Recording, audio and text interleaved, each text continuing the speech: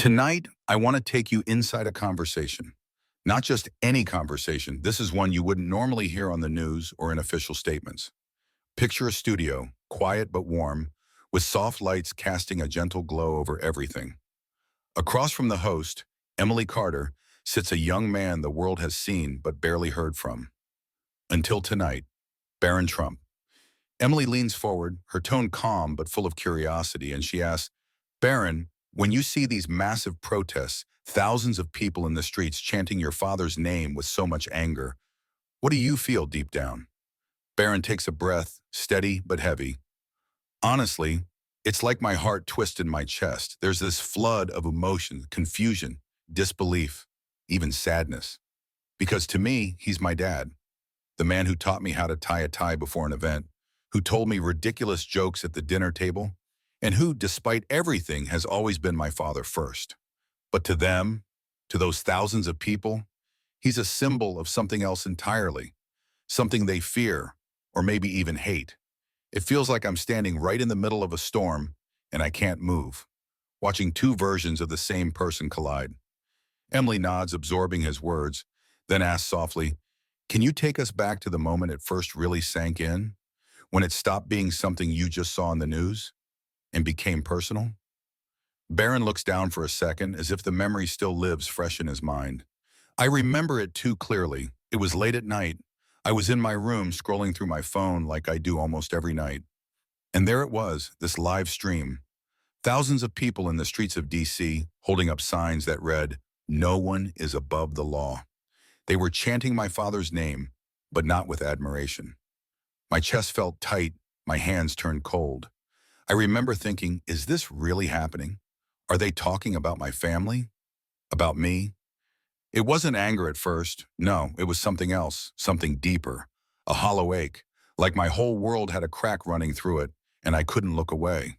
Emily leans a bit closer, her voice both probing and gentle. Did you feel an urge to defend him? To push back against what they were saying?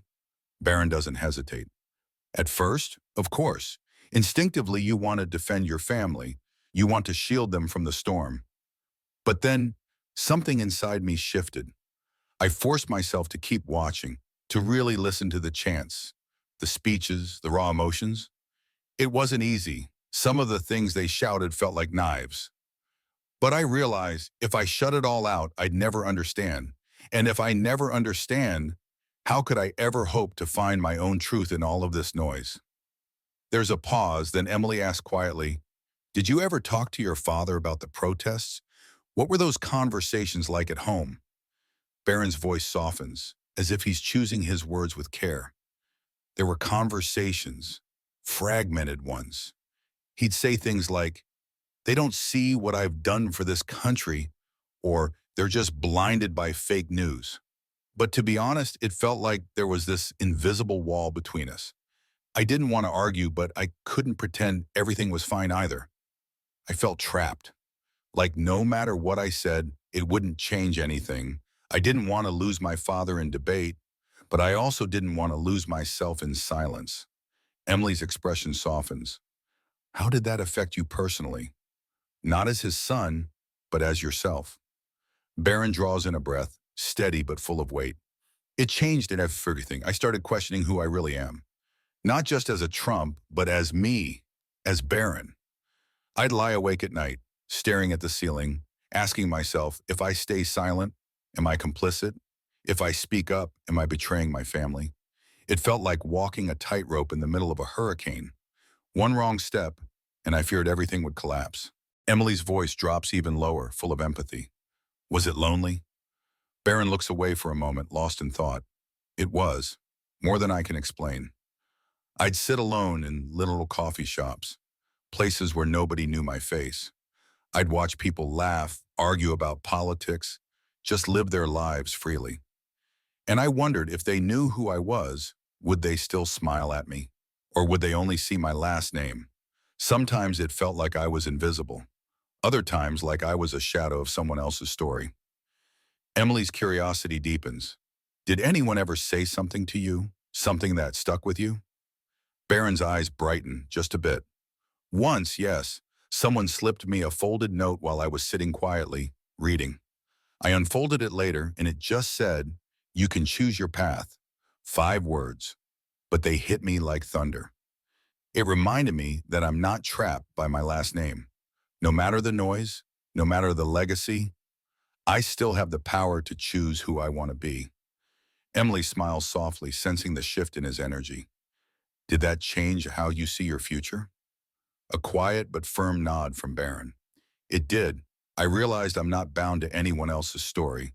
I started reading more, learning about people who stepped out of the shadows of their families and built something of their own. It gave me hope, real hope. Emily lets a small smile linger before she asks, "Are you grateful in some way for this experience?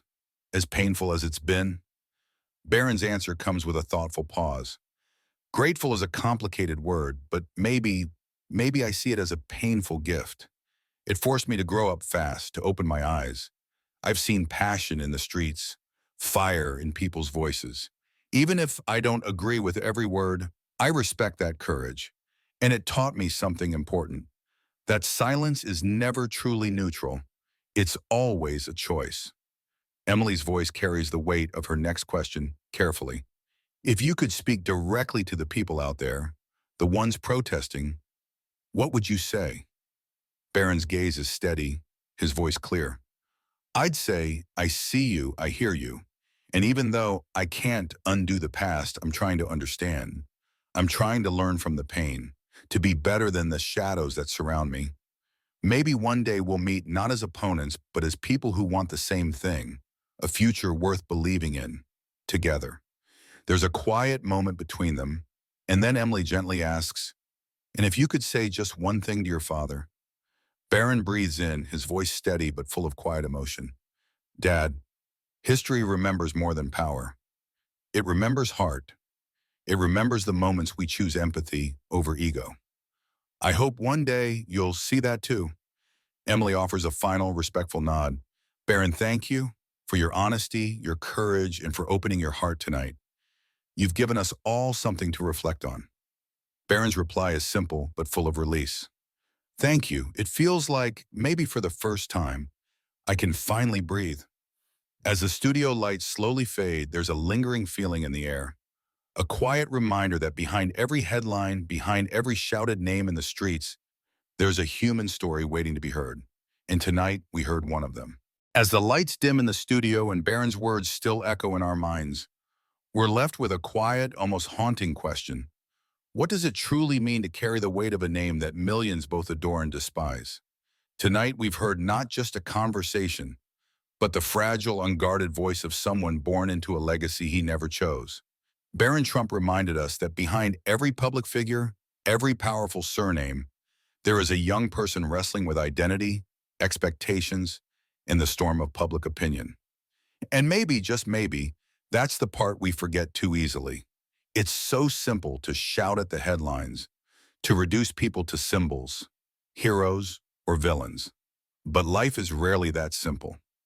What we witnessed tonight is a son, not a strategist, a human being, not a headline. It raises a bigger question for all of us.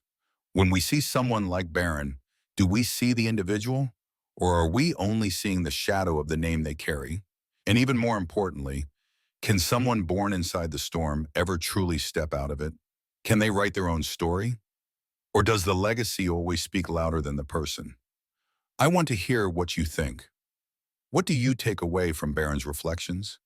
Do you see him as a victim of circumstances, a silent observer, or perhaps as someone on the brink of defining his own path? Share your thoughts in the comments below. Let's open this conversation, not just about Barron, but about identity, legacy, and the weight of family history in the public eye. Because sometimes the most powerful dialogues begin after the story ends. Thank you for being part of this moment. And until next time, stay curious, stay thoughtful, and never stop questioning the stories behind the faces we think we know. Let's keep the conversation going. Subscribe, share, and drop your thoughts below. Your perspective is valuable and might inspire others.